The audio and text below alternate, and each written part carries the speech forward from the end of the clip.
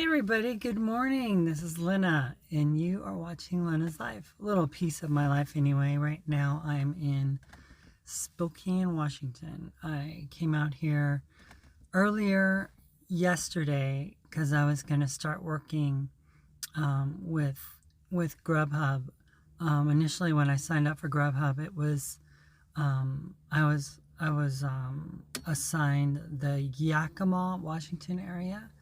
And I'm not a particular fan of Yakima, so I kind of did I think one thing there. I think I did one thing there, but I realized that I didn't want to kind of do deliveries and stuff there. So recently I asked to be transferred to the Spokane area, and they transferred me, and so with Grubhub you have to schedule a time to work and stuff, at least initially anyway.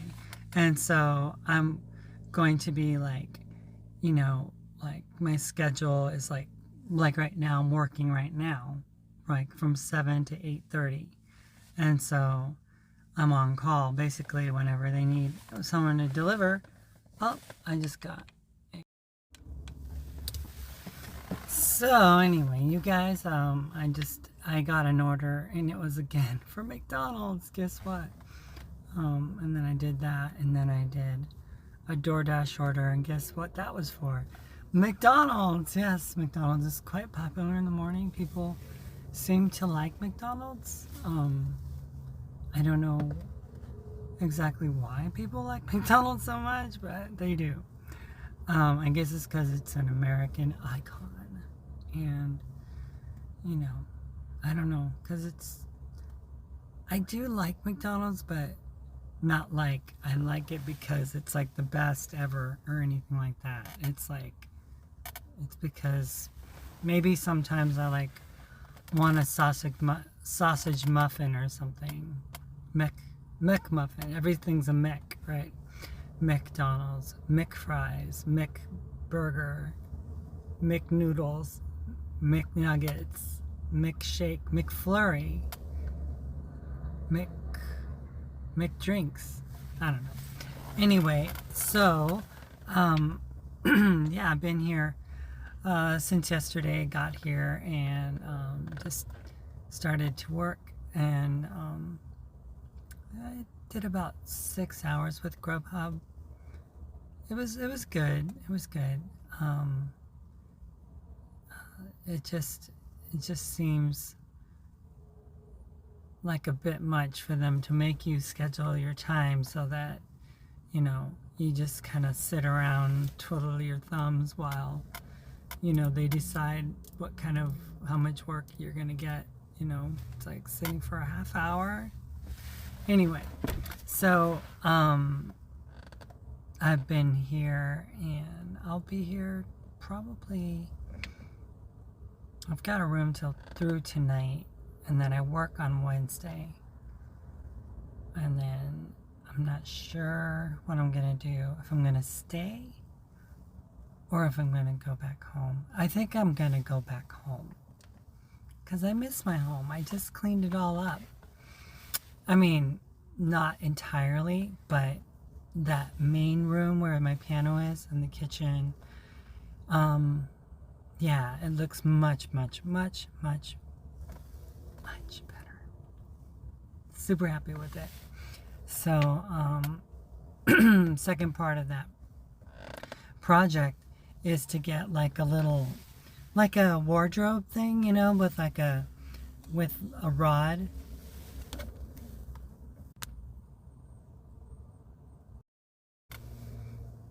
And, so I can hang up my dresses and nicer clothes that I want to hang and stuff.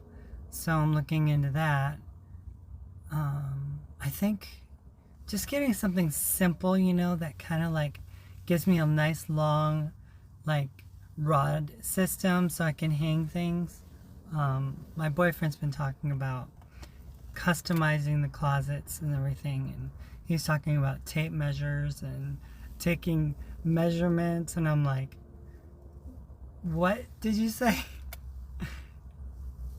measurements, it's like, I like eyeball things. I go, okay, that looks like it would fit over there. And then I can move this over here and that over there. And then you go to put it in, and then it's like, oh man, I need to just trim a little bit off. So I need to move this over there and then finally get to fit. Well, his idea is take a tape measure, measure it out first, measure the device or whatever, the furniture that you're looking to put there, and then if it measures up, then it'll fit. There's just two different ways of doing it. One way is, you know, using a tape measure, and the other one's just using your kind of eyeballs.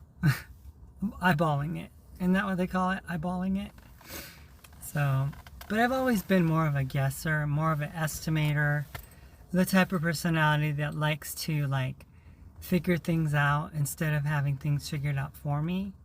Like, I think that's why me and math never really got along, is because math is always so like regimented. It's like, it's gotta be like this or that. And it's like, what if it's not just the number 39 that you're looking for? Maybe it's 39 and, you know, add a fraction or decimal, however you want to do your math with that. But yeah, sometimes life is like that, right? Sometimes life doesn't like fit in these little regimented boxes. Isn't that what gender is all about? Like, you know, how society, namely Christians and conservatives, want men and women to fit into these various little regimented boxed spaces and things. And some of us are made not to fit inside a box. Some of us can't fit in a box because we're all spirally, and, you know, our ends would poke out, or, you know, I don't know. So sometimes, you know, you just can't really do that. You know, you can't put people into these confined spaces. I mean, for me, like, the worst type of job that I could ever have would be a desk job where I'm in like a cubicle and I'm like there with a computer screen.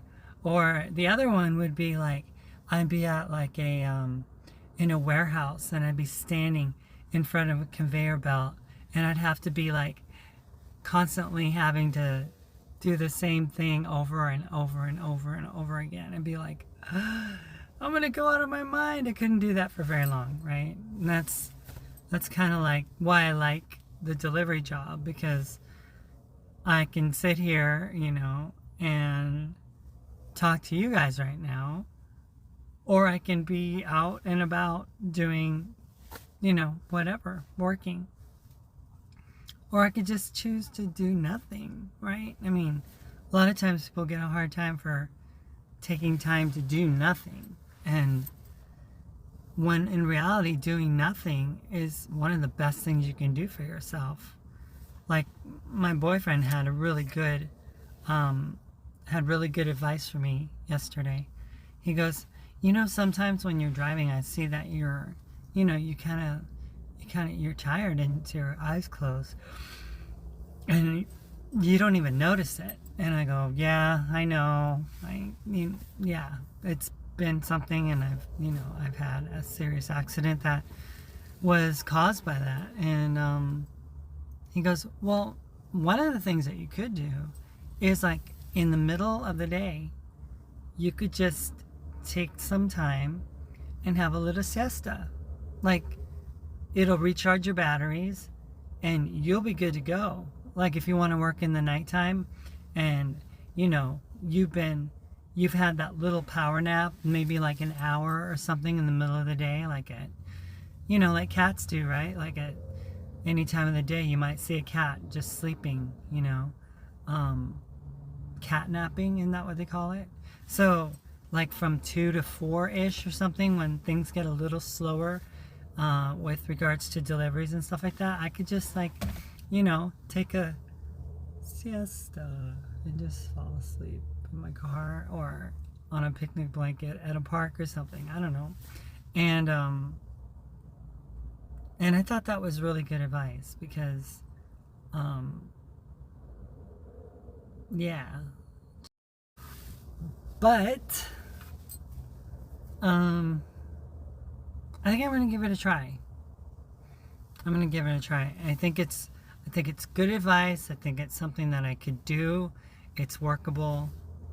Oh, another thing that I'm doing, right? Like in a few minutes, I'm gonna see if I could call and go early.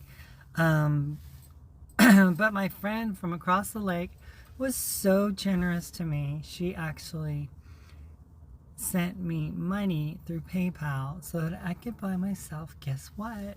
Since I'm in Spokane, some new tie-dye dresses. And so I'm super excited about that. I called the guy who has that warehouse. Remember I like put on this little fashion show for you guys the other day, or what was it, like a month ago? And I shared some of the new finds that I had gotten. So I think I'm going to call him up and see if I could go there early and pick up a few, like a couple of the sundresses that I just saw were adorable, like so cute. They have the smocking on the back, you know, and they're strapped and they're fitted and they're just really summery cute. So I was looking at, and they have like a little tie in the back so you could cinch it a little bit.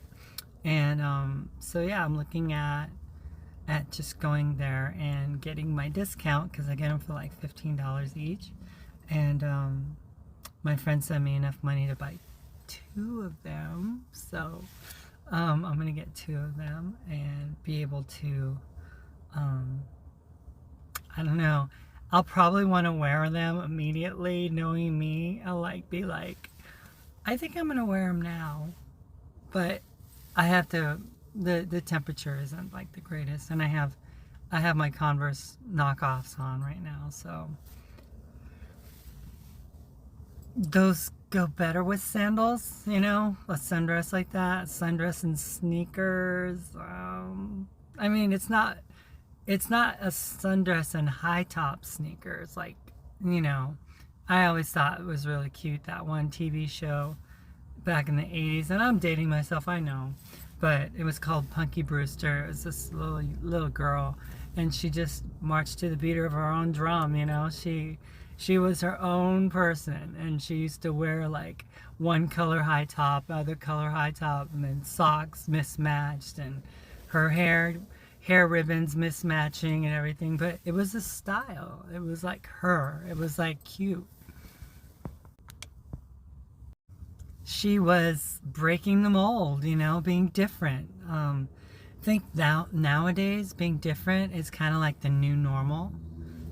It's not totally like a shocker that someone would be different, you know, and then want to look different than other people. I think that the days of being a cookie cutter, you know, like anyone else is kind of over. I mean, people, I think, like to have their own individuality and their own unique style, their own uniqueness.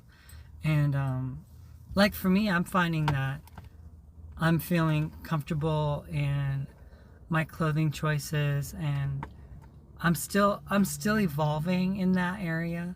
But I just think it's a lot to be able to express yourself by the clothes that you wear and stuff. And obviously you guys can tell that this is like one of my favorite jackets of all time. Yeah, I like this jacket. It's super cute. It's a Steve Madden jacket, and see, it's got Steve Madden.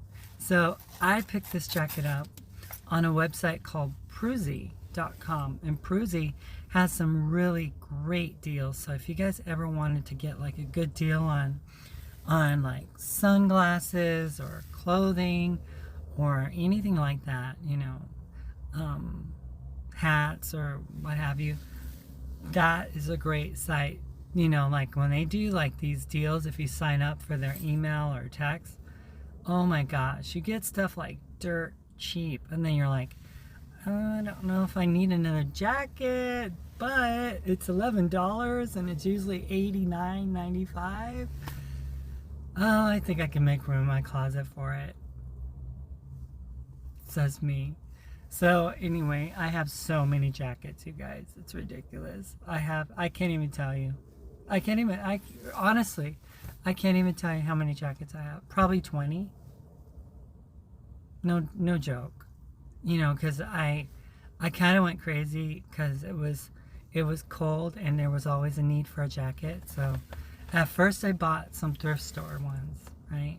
Like when I was living in Apache Junction, I was like, all right, I'm gonna need some warmer weather clothing. And so I still have some of those used items, and I bought like, oh my gosh, so many jackets. I have like another pink one. I have I bought like a Michael Kors used like big parka, goes down to your knees type, winter coat. I bought another winter coat like from Prusie, right? Because they had a really good deal on a winter coat clearance. And it was like this really super, like, uber warm, right? Super duper warm winter coat. It's burgundy-ish and has the fur and has the cinch in the middle, and it's down. It's super uber duper warm. So if it gets cold for me, I'm putting that baby on and I will not freeze at all, right? It's super warm.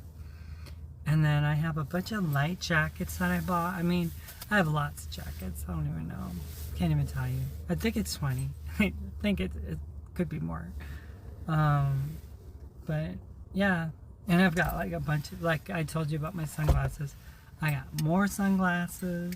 I mean, so I'm like so grateful for all the wonderful blessings in my life. And my friend Justice was just talking about all the blessings and how by just leaving all the negativity behind, that she's fallen into a flow of blessings. When they just got a new Prius, like really nice, decked out, beautiful car. I think she says it gets like 230 miles to the gallon. Isn't that insane? I mean, I thought it was something when the one that I used to have gave us 50 miles to the gallon. I was like, whoa, this is really good. But it's like, I basically told her, so Justice, you could just drive on out to see me for free. See if she comes out, like she just shows up one day. It's like, hey Lynna, I just decided to go for a drive and I'm still on a half a tank. It's like, dang, that's crazy. I have got to find a different car, because I mean, I love my cute little Fiat and all, but don't be fooled, it's not the greatest mileage. It's like, I don't know, 30 for this little car. I mean, it's really not that much when you not very economical when you think about how small it is. It's like, yeah. But I think I'm upside down in it though, because back in the day when I decided to get a different car, although I didn't need one, I was with a person who didn't know and didn't want to learn how to drive a stick shift. And my little Hyundai Accent was a stick shift. And so I would have been fine. I would never have traded in my Hyundai. But the person I was with at the time, they're like, well, if I'm going to drive and be the man in this relationship, then you're going to have to, we're going to have to figure out a way to get a different car. And I'm like, okay, well, I don't really have good resale value on this car, being the Hyundai. And I did some research and this or that or the other, and then ended up rolling in that loan into the purchase of this car, which is not really the greatest idea. And I asked, maybe you could get me a better interest rate if you qualified for it, if you made, if you like co-signed for it even. And looking back at it now, I'm grateful and thankful that we didn't do that, because it would just be a mess of like, because the car is mine outright. It's not under anyone else's name. So, I'm just like grateful for that. But it also disallowed me from being able to like not have to be upside down in a car loan, because it's like $4,000 or something that's from the other car that I'm paying for this car. So when I try to see if I could sell this car, it just doesn't pan out because I'm like way under, right? This car is not, it's not really, doesn't really hold a really high resale value. So although I love it, I love this car, I really do. I don't have a problem with it at all. It's just the nature of the beast, But when I hear like 230 miles to the gallon, I'm thinking, gosh, I could work DoorDash and all these other companies for free, like you go to town and then you're driving all around and everything, delivering stuff, and you don't have to pay for gas. I have to pay for gas every 300 miles or so, and it's like $25, $30 every time. So it cuts into my profits big time. But I'm grateful. And again, with all the blessings flowing with my friend Justice, it's like, oh my gosh. She just got a check from the federal government, the stimulus check, right? Just under $2,000, and it's like, life is good. When you don't live in the land of negativity, when you don't like feed negativity, or you're not around people that cause you to feel negativity, although those people might call themselves positive people, they have an effect on you that makes them negative to you. So you tend to attract those things that you associate with. So you associate with negativity, that's what you're going to attract, is that negativity. And I don't know if you want to call it God or universe or whatever you want to call it, that source, that presence that actually works on your behalf and assists you, right? Allows you to go through things and experience things and stuff. So if you don't attract the negative, then you won't be bringing the negative, right? I mean the the Bible says you will reap what you sow, and it's it's a farming term with regards to, if you plant corn beans in the spring, guess what you're going to get in the fall? Pumpkins? No. Sorry. Watermelon? Mm-mm. You're going to get corn. Yeah. And that's what you're going to sow, because that's what you're going to reap, because that's what you sowed into the ground. So if you sow negativity, that's what's going to reap.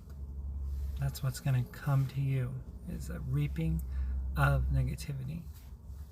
Sow positivity, guess what you reap? Positivity. Yes, way to go, classmates. So, well, I blathered on enough. I guess I'm gonna go see if I can get my tie-dye dresses. I know